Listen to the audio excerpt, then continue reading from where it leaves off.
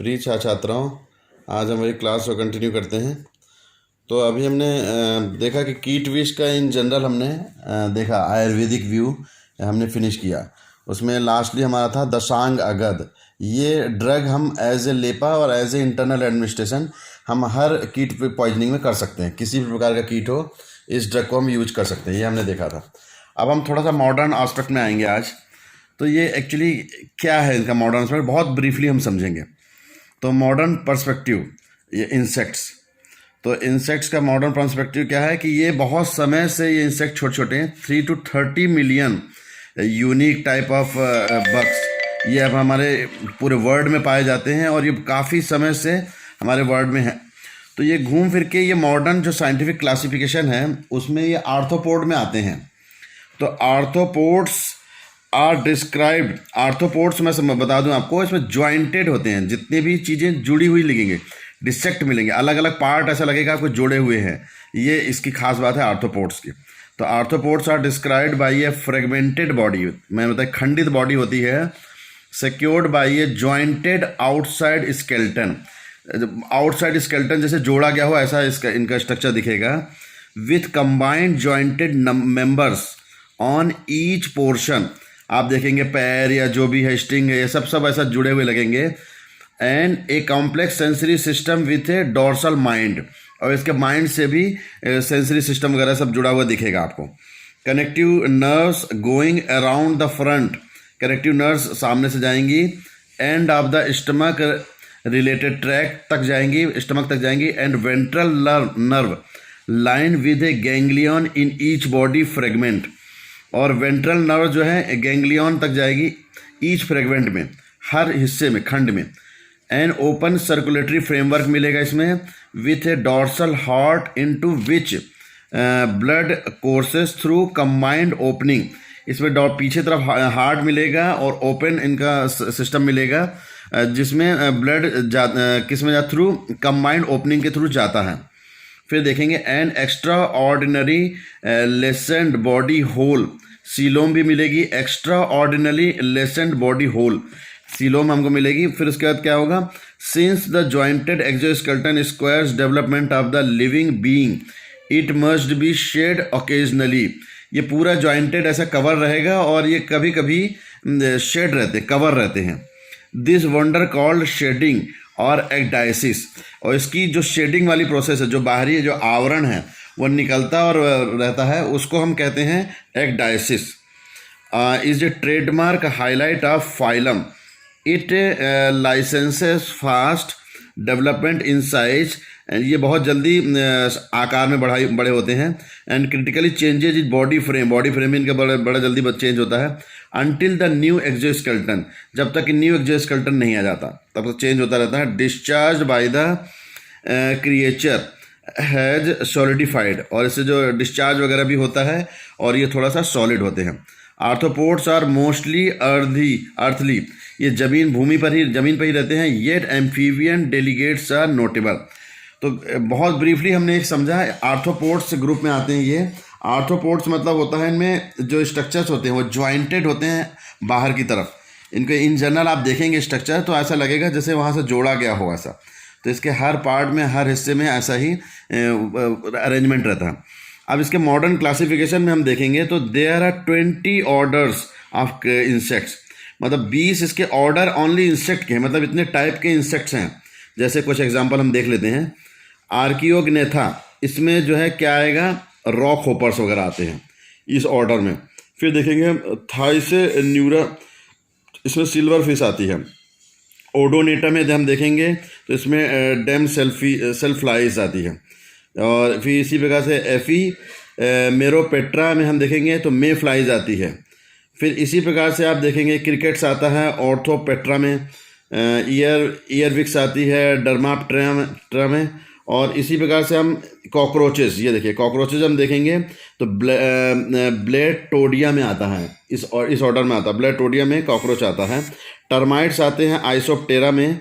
और इसी प्रकार से हम देखेंगे बाइटिंग एंड सकिंग लाइस, ये आते हैं थाईरैप्टेरा में, इस ग्रुप में आते हैं।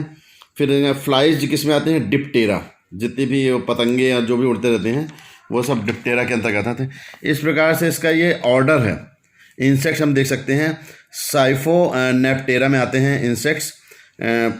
आंट्स, हनी बीज एंड वास्प, ये हम देख सकते हैं, ये हाइनोप्टेरा में आते हैं। तो हाइमेनोप्टेरा एक ऑर्डर है साइंटिफिक क्लासिफिकेशन का, जिसके अंतर्गत ये जो हम अभी आगे हम पढ़ेंगे, आंट्स, हनी बीज एंड वास्प, ये सब इसी में ही आते हैं। तो इसी प्रकार से हमने देखा ये मॉडर्न का क्लासिफिकेशन। मॉर्फोलॉजी हम बहुत ब्रीफली देख लेते हैं, क्या है morphology. The head locate bears a couple of receiving wires, इसके सिर में 2 प्रकार के वायर ऐसे रहते हैं, रिसीविंग सेंटर है ये।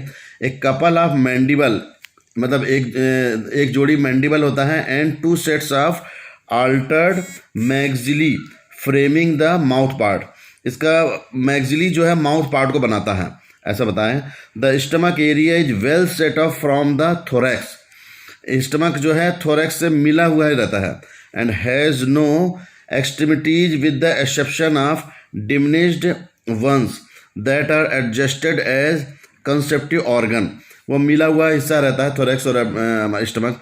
The run of the mill creepy crawly head bears compound eyes, इसमें कंपाउंड आइज होती हैं, 2 आँखें रहती हैं। And at least 1 basic eye and is secured by a non stop exoskeleton protective layer, एक आई जो है अलग रहती है और उसमें non stop exoskeleton protective layer से कवर रहती है। फिर देखेंगे हम, the thorax is comprised to of 3 section, thorax के 3 भाग होते हैं, each bearing A couple of legs, जिसमें प्रत्येक खंड में एक एक लेग जुड़ा रहता है दोनों तरफ। The last 2 fragment for the most part bear a couple of wings, और जो एक तरफ 3 खंड हो गए थोरैक्स के, इसमें एक में पैर जुड़ा हुआ है और बाकी 2 में पंख जुड़े हुए हैं। बग्स आर ट्रांसडेंटली अर्थली, ये जमीन में ही पाए जाते हैं। And have tracheae for gas trade, इसमें ट्रेकिया भी पाया जाता है। Special excretory organ known as Malpighian tubules, इनमें excretory organ Malpighian tubules structure होता है। Which are helpful in moderating water, जो वाटर का जो कितना एक्सक्रीट करना है, कितना मेंटेन करना है, उसके लिए रहता है। एडिशनली पोर्ट्रे क्रीपी क्राउलीज, जो ज़मीन पे रहते हैं उनके लिए। Individuals from the class are amazingly changed, इनका इंडिविजुअल में चेंज भी मिल देगा आपको, हर एक ही समुदाय के कीट भी अलग अलग दिखेंगे आपको। They have adjusted to a wide range of short of sustaining and play and assortment of vital jobs in their biological network, वो किस परिस्थिति में कैसे क्या रह रहे हैं उसके अकॉर्डिंग ये ढले हुए रहते हैं, उनके स्ट्रक्चर और उनकी body. Mouth parts might be adjusted to biting, mouth part सिर्फ काटने के हिसाब से बिल्कुल पूरा सेट रहता है। एंड और प्लांट और creature sustenance for sucking plant SAP और ब्लड, और कुछ सक करने के लिए भी माउथ पार्ट उससे मॉडिफाइड रहता है। और फॉर लैपिंग और स्वेबिंग डैम्पनेस, और कहीं पे जो रहते हैं प्लांट वगैरह में सक करना या जो भी उसके अकॉर्डिंग पूरा मॉडिफाइड है। For example natural product juices और creature body liquids, natural product जैसे कोई जूस या बॉडी लिक्विड जो भी इसको सक करना रहता है उसके अकॉर्डिंग ये माउथ पार्ट इसका बना हुआ रहता है। Some tunnel and feed in soil and plant tissue, कुछ टनल में मिलेंगे और कुछ ज़मीन में मिट्टी में, और कुछ पौधे से लेते हैं, कुछ सक करते हैं।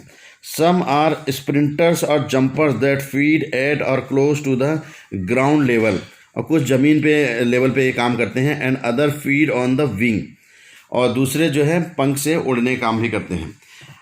ये बहुत ब्रीफली हमने देखा स्ट्रक्चर्स इनमें क्या होते हैं। इनमें मॉडिफाइड स्ट्रक्चर्स भी होते हैं as per condition, as per इनके वर्क, वो हम देख सकते हैं।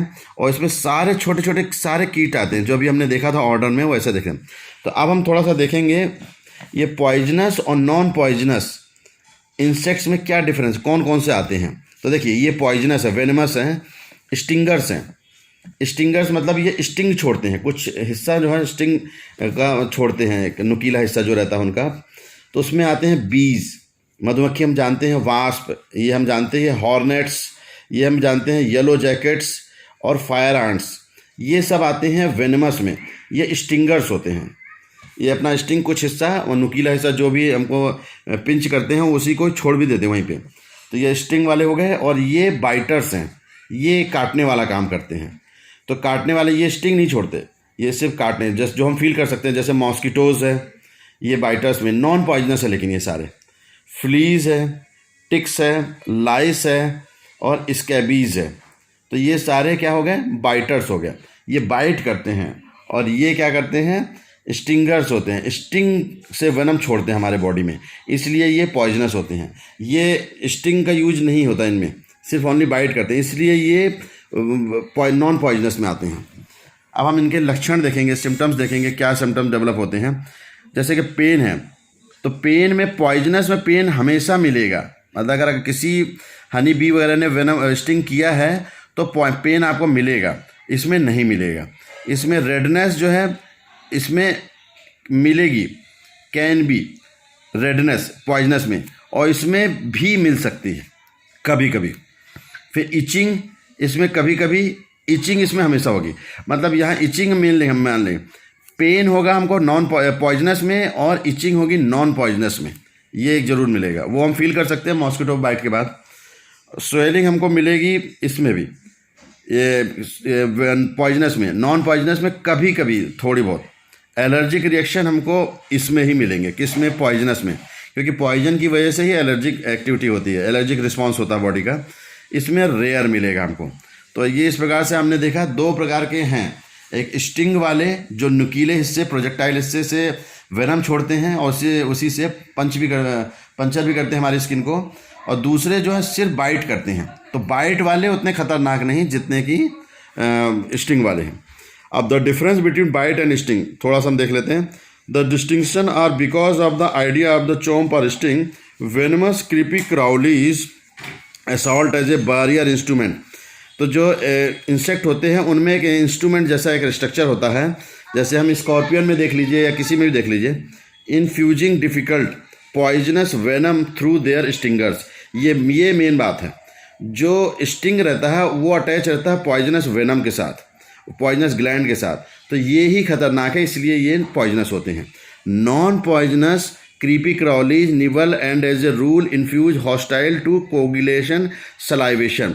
दूसरे वाले क्या करते हैं, वो किसी को पंचर तो करते हैं पर उनमें वेनम ग्लैंड से अटैच नहीं होते, वो सलाइवा वगैरह ही छोड़ सकते हैं। And the end goal to benefit from blood, जो कि कोई खास नुकसान नहीं है ब्लड को। तो ये हमने देखा कि इसमें क्या है और इसमें क्या है। तो स्टिंग जो है वेनम से अटैच है, इसलिए खतरनाक है, ये वेनम से अटैच नहीं है, इसलिए। लास्ट हम देखेंगे nearby and systemic reaction. Venomous stings are in every case exceptionally agonized, red and swollen up to 12 crawls around the sting side. जैसे ये स्टिंग छोड़ते हैं, स्टिंग से हमको पंच टच करते हैं, इसमें रेडनेस आपको मिल जाएगी तुरंत। This is also a neighbourhood response, तुरंत रिस्पॉन्स है। इन टची पीपल और फंडामेंटल और इंटायरली बॉडी रिस्पॉन्स हैपेंस। थोड़ी देर में पूरी बॉडी, पहले तो जिस एरिया में स्टिंग उन्होंने एक्शन किया वहाँ दिखेगा, और थोड़ी देर पूरी बॉडी में भी एक्शन दिख सकता है, रेडनेस वाला और एलर्जी वाला, विथ रेडनेस हाइव्स, ये सब हमको मिलेंगे, and swelling for from the sting side. These fundamental responses can advance to include the aviation routes and dissemination and might be dangerous। और ये कभी कभी खतरनाक भी होते हैं, क्योंकि किसने कितना वेनम छोड़ा है, प्लस ह्यूमन बीइंग की सेंसिटिविटी, अगर कोई बहुत सेंसिटिव पर्सन हुआ तो ये बहुत ज़्यादा फैटल भी हो सकता है। तो घूम फिर के अभी हमने देखा छोटे छोटे इंसेक्ट्स होते हैं और उनमें भी स्टिंग और बाइट, तो बाइट और स्टिंग में स्टिंग जो है ज़्यादा खतरनाक होता है, क्योंकि वो वेनमस ग्लैंड से अटैच होता है। तो आज हम यहीं फिनिश करते हैं, कल हम इंडिविजुअल इंसेक्ट लेंगे। ओके।